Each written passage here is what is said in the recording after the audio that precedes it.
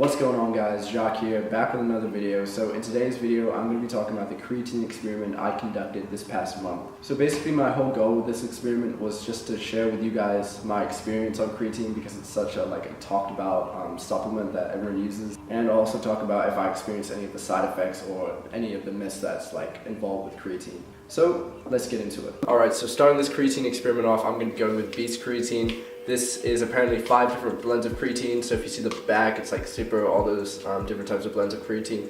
Basically, you don't really need all that. All you really need is creatine monohydrate. So if you look at that, just one ingredient in each of those. Probably can't see it's blurred, I'm doing it too fast. I'm only taking this because I got this for really cheap, like 15 bucks, off a friend, because he was not going to use it. That's what it looks like. So this is a flavored one, so it's going to be blue. Usually creatine looks like that, just a normal white powder.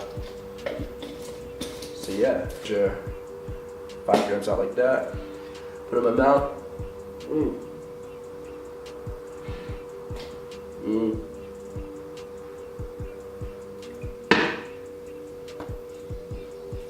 I'm retarded. So that's basically how you take creatine minus spilling it on yourself. As for feeling effects and stuff like that, I'm probably not going to be feeling anything too majorly until week 3 to 4, probably. Anyway, this is an update video. The kind of premise of this whole experiment was to kind of track how I look visually and also my performance in the gym. So how much weight was I pushing on specific movements, and yeah, just if I retain my whole leanness while bulking. In terms of gym performance, I chose 3 movements to go off of.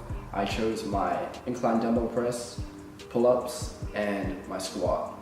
But in week 1 of my experiment, I sprained my ankle playing basketball. Basically, I wasn't able to complete the lower body training, so I was just stuck with pull-ups and incline dumbbell press. For the incline dumbbell press, I was pretty much trying to go for as much weight as I could in the 8 to 12 rep range.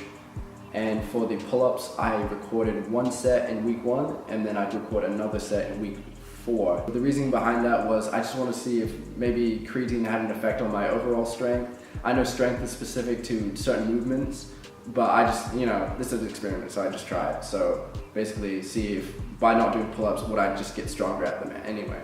We'll go into that a little bit later. So yeah, these were my results. As you all can see, we'll talk about the obvious one first. It's the incline dumbbell press. So week 1, it's pretty average. I was doing 65 pounds for 3 sets of 9, 8, and 8. Week 2, I shot up to 70 pounds and I hit 10 reps, then 7 reps, then I had to drop down to 65 pounds and I did 1 set of 8. Week 3 is where I really started seeing some noticeable progress. So I hit 3 sets of 10, 10, 10 on 70 pounds. And then week 4, it just blew out. I was like, screw it, I'm just gonna try 75 pounds. I'm feeling really good. And I got 7 reps of that, and it was really easy. I've never lifted incline dumbbell press 75 pounds in my life, so I was pretty happy with that. So I got 7 reps of that, and then I dropped it down to 70 pounds, and I got 8 reps, and then 9 reps. So before that, I was incline dumbbell pressing about once a week, and I was stuck on 65 pounds for so long. I've been stuck on 65 pounds for 6 to 8 months. So seeing this progress was amazing to me. As for the pull-ups, I couldn't say the same. So week 1, I got 3 sets of 12, 10, and then 9. So that's each set. So I got 12 reps, 10 reps, 9 reps. And then week 4 on my retry, I got 11 reps, 9, and then 9. So I kind of got worse. So basically that's kind of common sense, really. I was just trying.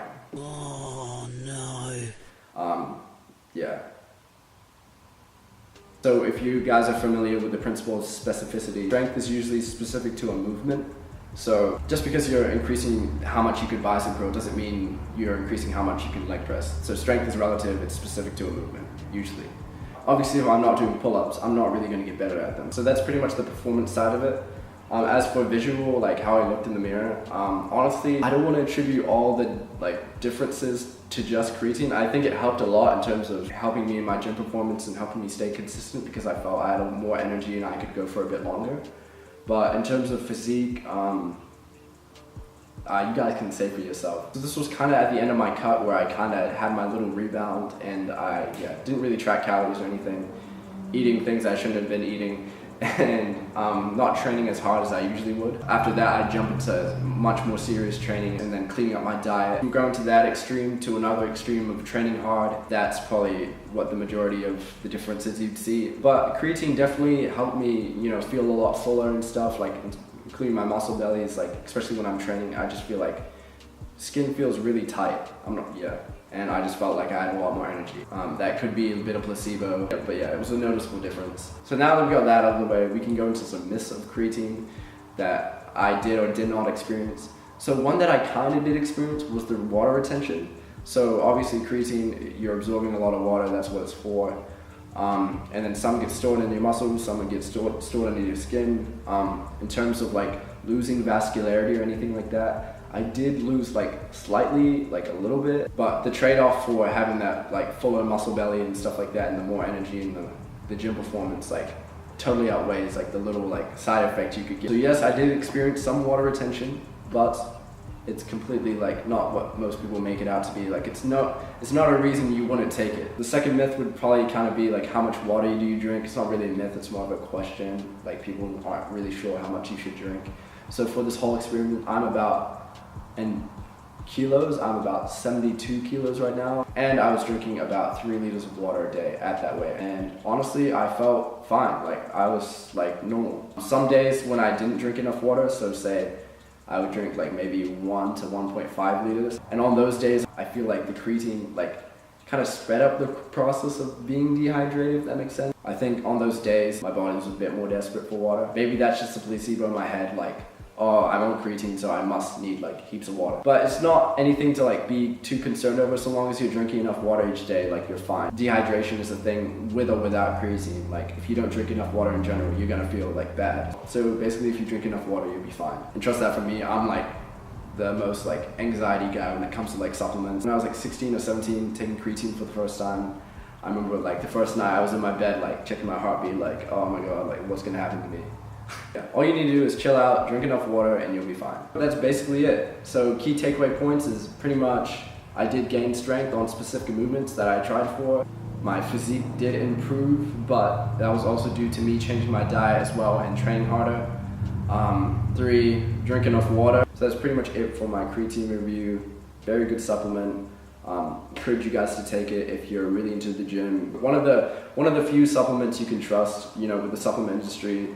You don't know what you're getting all the time, and a lot of it's marketing, but creatine monohydrate is probably like the best #1 thing you should go for. So thank you guys so much for watching. If you guys found this video helpful, maybe share it with a friend who's thinking about taking creatine or not. And yeah, as always, thank you for watching. Creatine, it's one hell of a drug. Creatine, it's one hell of a drug.